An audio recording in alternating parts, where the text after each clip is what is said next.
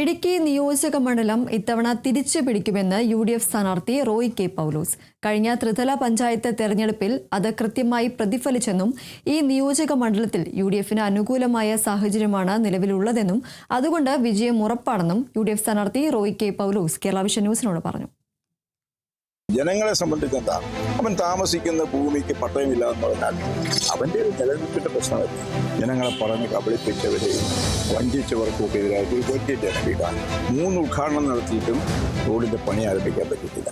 കഴിഞ്ഞ കാൽനൂറ്റാണ്ടോളം ഇടുക്കിയിൽ LDF ഭരിക്കുന്ന സീറ്റ് ഇത്തവണ UDF തിരിച്ചുപിടിക്കാൻ നിയോഗിക്കാനായിരിക്കുന്നത് സ്ഥാനാർത്ഥി റോയ് കെ പൗലോസാണ്. എങ്ങനെയാണ് ഇടുക്കി നിയോജകമണ്ഡലം UDF തിരിച്ചു പിടിച്ചിരിക്കുന്നത്? ഒരു സംശയവും നമ്മളെ സംബന്ധിക്കില്ല. ഇടുക്കി UDFന്റെ മണ്ഡലമാണ്. അത് കഴിഞ്ഞ ത്രിതല പഞ്ചായത്ത് തെരഞ്ഞെടുപ്പും കൂടി കഴിഞ്ഞപ്പോൾ വളരെ കൃത്യമായ ബോധ്യം വന്നിട്ടുണ്ട്. 9 പഞ്ചായത്തും മുനിസിപ്പാലിറ്റിയും UDF ഭരിക്കുന്നത്. ഒരിടത്ത് പോലും അവർക്കൊന്നും ചെയ്യാൻ പറ്റിയിട്ടില്ല. കഴിഞ്ഞ കാലങ്ങളിലെ ചരിത്രം പരിശോധിച്ച് കഴിഞ്ഞാൽ ഈ 2021 മാത്രമാണ് ഈ സമീപകാലത്ത് LDFന് ഈ ഇടുക്കി നിയോജകമണ്ഡലം പോകേണ്ട ഒരു സാഹചര്യം ഉണ്ടായത്.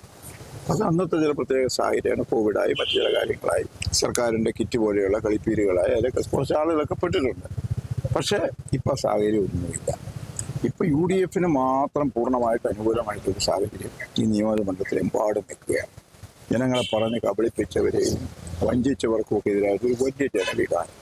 അതുപോലെ ഇവിടുത്തെ ലാൻഡ് ഇഷ്യൂസ്, അവിടെയെല്ലാം സർക്കാർ ഇറക്കിയ ജനവിരുദ്ധമായ ഉത്തരവുകൾ, അതുണ്ടാക്കിയിട്ടുള്ള പ്രശ്നങ്ങൾ, അത് പരിഹരിക്കാത്തതിലുള്ള ഒരു വൈരാഗ്യ ബുദ്ധിയോടുകൂടിയിട്ടുള്ള ജനങ്ങളുടെ സമീപനങ്ങൾ, അതെല്ലാം ഈ തെരഞ്ഞെടുപ്പിലായിട്ട് ജനാധിപത്യ മുന്നണിക്ക് അനുകൂലമായിട്ട് വലിയ ഗുണകരമായിട്ടുള്ള ഇതാണ് സംഭവിക്കാത്തത്. ഈ ഇടുക്കി അപേക്ഷിച്ച് LDF വലിയൊരു വാദമുന്നയിക്കുന്നത് ഇടുക്കിയിലെ എല്ലാ വികസന പ്രവർത്തനങ്ങളും പൂർത്തിയാക്കിയിട്ടുണ്ട്.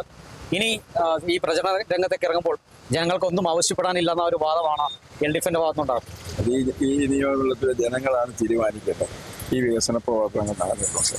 ഞാനിപ്പോൾ ഈ 10-12 ദിവസമായിട്ട് ഈ നിയോജകമണ്ഡലത്തിലെ ഓരോ ഗ്രാമപ്രദേശത്തോടെയൊക്കെ പോകുമ്പോൾ അവിടെ നിന്നുള്ള സാധുക്കളായ ജനങ്ങളെ പറയാൻ പരാതികൾ, സങ്കടങ്ങൾ, ഉദ്ഘാടനം ചെയ്ത ബോർഡുകൾ വരെ അവിടെ ഇരിപ്പുണ്ട്. റോഡുകൾ തകർന്ന് തരിപ്പണമായി കിടക്കുക. പല സ്ഥലങ്ങളിലും ഒരേ റോഡ് തന്നെ 2-3 പ്രാവശ്യം ഉദ്ഘാടനം ചെയ്തതായിട്ട് അവർ പറയുന്നുണ്ട്. 3 ഉദ്ഘാടനം നടത്തിയിട്ടും റോഡിന്റെ പണി ആരംഭിക്കാൻ പറ്റിയിട്ടില്ല. ഈ ഫ്ലെക്സ് വയ്ക്കുന്നതും പത്രത്തിൽ വാർത്ത കൊടുക്കുന്നതും പ്രസംഗിക്കുന്നതുമാണ് വികസനമെങ്കിൽ അതിവിടെ ഭയങ്കരമായിട്ട് അത് മറ്റൊരു മണ്ഡലത്തിൽ ഞാൻ അങ്ങനെ കണ്ടിട്ടില്ല. അത് ഈ നിയമമണ്ഡലത്തിലെ ജനങ്ങൾക്ക് കൃത്യമായിട്ട് ബോധ്യപ്പെട്ടിട്ടുണ്ട്. അവരതിൻ്റെ വലിയ വികാരപരമായ സമീപനം ഈ തെരഞ്ഞെടുപ്പിലുണ്ടാകും. ഈ ഇടുക്കി മണ്ഡലത്തെ പറ്റി എങ്ങനെയാണ് വലിയൊരു രാഷ്ട്രീയ സാഹചര്യം? ഞാൻ പറഞ്ഞല്ലോ, വലിയ ഭൂരിപക്ഷത്തിലുള്ള ജയമായിരിക്കും. വലിയ ഭൂരിപക്ഷത്തിൽ നിങ്ങൾ പ്രതീക്ഷിക്കുന്നതിലൊക്കെ നിങ്ങൾക്കൊരു പ്രതീക്ഷയൊക്കെ കാണുമല്ലോ. ഞങ്ങൾക്ക് തികഞ്ഞ ആത്മവിശ്വാസമുണ്ട്. നല്ല ഭൂരിപക്ഷത്തിൽ UDF ഈ സീറ്റ് പിടിച്ചുകൊടുക്കും. നിലവിൽ ഈ ഇടുക്കി മണ്ഡലത്തിൽ വിജയിച്ചു വന്നാൽ എന്തൊക്കെ പരിഹാരം കാണാൻ സാധിക്കും? ഈ ഭൂപ്രശ്നങ്ങളും അതോടൊപ്പം തന്നെ വന്യമൃഗശല്യം, പട്ടയ പ്രശ്നങ്ങളെല്ലാം തന്നെ നിരവധിയായിട്ട് ഉയർന്നൊരു പ്രശ്നങ്ങളാണ്. ഇതിൽ എന്തൊക്കെ ചെയ്യാൻ സാധിക്കും? ഈ ജില്ലയിലെ ഏറ്റവും കൂടുതൽ ഇഷ്യൂസ് ഉള്ളത് നിയോജകമണ്ഡലമായിരുന്നു. പട്ടയം കൊടുക്കാൻ പറ്റുന്നില്ല. ഒരു റൂളും അനുസരിച്ചുള്ള പട്ടയം കൊടുക്കാൻ പറ്റുന്നില്ല. കോടതികളിൽ അനാവശ്യമായി സർക്കാരിൻ്റെ വീഴ്ച മൂലം ഹൈക്കോടതിയും പട്ടയം കൊടുക്കാൻ പാടില്ല എന്ന് പറഞ്ഞിരിക്കുന്നു. സുപ്രീം കോടതിയും പറഞ്ഞിരിക്കുന്നു. CHR മേഖലകൾ ഈ 2 കോടതികളും ഇടപെടേണ്ടി വന്നതും ഗവൺമെന്റിനെതിരായി വിധി പറയേണ്ടി വന്നതും സർക്കാരിൻ്റെ കുഴപ്പം കൊണ്ട്. അവിടെ സർക്കാരിൻ്റെ വക്കീലന്മാർ 140 പേര് ഇരിപ്പുണ്ട്. അതിൽ കൊള്ളാവുന്ന ഒരാളെ വെച്ചിട്ട് ഗവൺമെന്റിന് വേണ്ടിയും ഇവിടുത്തെ ജനങ്ങൾക്ക് വേണ്ടിയും അവിടെ അഫിഡവിറ്റ് കൊടുക്കുന്നില്ല. അവിടെ പരിസ്ഥിതിവാദികൾ കേസുമായി ചെല്ലുമ്പോൾ അതിന് ചെറിയ സഹായകരമായിട്ടുള്ള കണക്കുകളും അഫിഡവിറ്റോ കൊടുക്കുന്നത്, ഡേറ്റാസോ കൊടുക്കുന്നത്.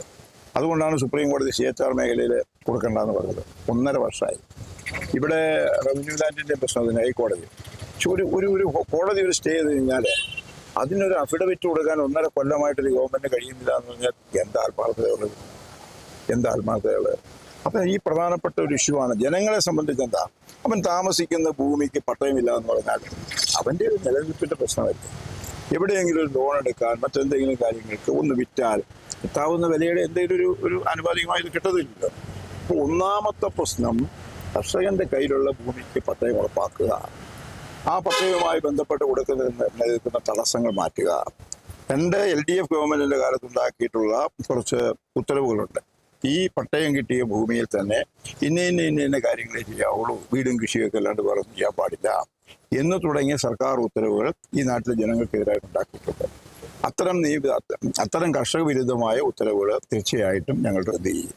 അതല്ലാണ്ട് അവിടെയെല്ലാം ഫീസ് അടയ്ക്കണം എന്നൊക്കെ പറഞ്ഞാൽ 1 രൂപയും ഫീസ് അടപ്പിക്കത്തില്ല.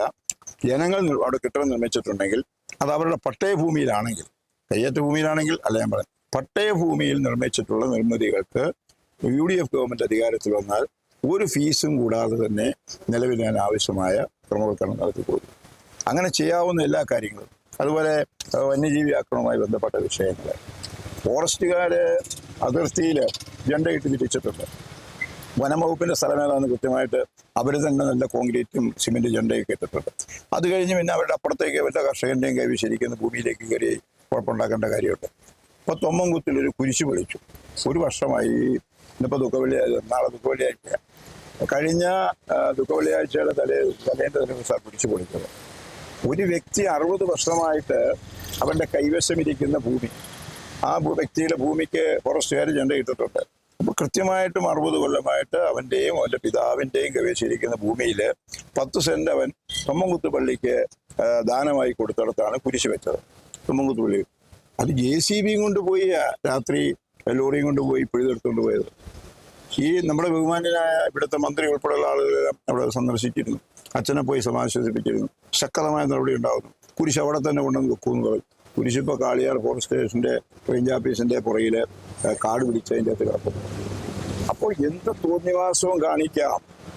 ഒരാളുടെ കൈവശ ഭൂമിയിൽ കയറി എന്ത് തോന്നിവാസവും കാണിക്കാം എന്നതിന് ഏറ്റവും വലിയ തെളിവാണ് ഞാൻ പറഞ്ഞത്. ഒരു നടപടിയും ബന്ധപ്പെട്ട ഉദ്യോഗസ്ഥന്മാർക്ക് ഒരു നടപടി. അങ്ങനെ തോന്നിയ ഉദ്യോഗസ്ഥന്മാരുടെ അടിഞ്ഞാട്ടത്തിൽ വിടാനാണ്. ഒരു മന്ത്രിയുണ്ട്, ആന വന്നാൽ പോലും കാണില്ലെന്ന് എനിക്ക് തോന്നുന്നത്. എന്തിനാണ് ഇങ്ങനെ ഒരു മന്ത്രി എന്ന് എനിക്കറിയത്തില്ല. ആളുകൾ ആനനെ വെട്ടിക്കൊല്ലുന്നു, പുലി കടിച്ചു പറിക്കുന്നു, മറ്റു മൃഗങ്ങൾ ഉപയോഗിക്കുന്നു, ഇതൊന്നും പറഞ്ഞാൽ അങ്ങേർക്ക് യാതൊരു മറ്റമില്ല. അപ്പോൾ ഇത്തരമുള്ള പ്രശ്നങ്ങൾ UDFിനുള്ള കൃത്യമായ നിലപാടുണ്ടാവും. എങ്ങനെയാണ് ഇതിന് ശാശ്വതമായ പരിഹാരം ഉണ്ടാക്കാൻ കഴിയുക? ഈ ജീവികളൊന്നും നാട്ടിൽ നടക്കേണ്ടതല്ല. ഈ ആനയും പുലിയും കടുവയൊന്നും നാട്ടിലിറങ്ങി കട്ടപ്പന ടൗണിൽ നടക്കേണ്ട സാധനം അല്ലല്ലോ. മുൻകാലങ്ങളിൽ ഇങ്ങനെ നടന്നിട്ടില്ല. അപ്പോൾ അത് എവിടെയാണോ ജീവിക്കേണ്ടത് അവിടെ ജീവിക്കാൻ ആവശ്യമായ എന്താണോ പ്രശ്നങ്ങളുള്ളത് അതിനാവശ്യമായ പരിഹാരം ഉണ്ടാക്കി മറ്റ് രാജ്യങ്ങളിലൊക്കെ, വിദേശ രാജ്യങ്ങളിലൊക്കെ സ്വീകരിക്കുന്ന രീതിയിലുള്ള നടപടികൾ ഇവിടെ എന്ത് ചെയ്യാൻ കഴിയുമോ അതാണ് UDF ആഗ്രഹിക്കുന്നത്. ഇത്തവണ വിജയം 100%ആണോ? 100% ഉറപ്പാണ്. ഒരു സംശയം ഞങ്ങൾ സംബന്ധിക്കില്ല. ഏതായാലും ഇത്തവണ ഇടുക്കി മണ്ഡലം UDF പാളത്തിൽ എത്തിക്കാൻ കഴിയുന്ന ആത്മവിശ്വാസത്തിലാണ് റോയ് കെ പൗലോസ് ഉള്ളത്. ഏതായാലും എല്ലാവിധ ആശംസകളും നേർന്നുകൊള്ളുന്നു. Bineesh Antony, Kerala vision news, Idukki.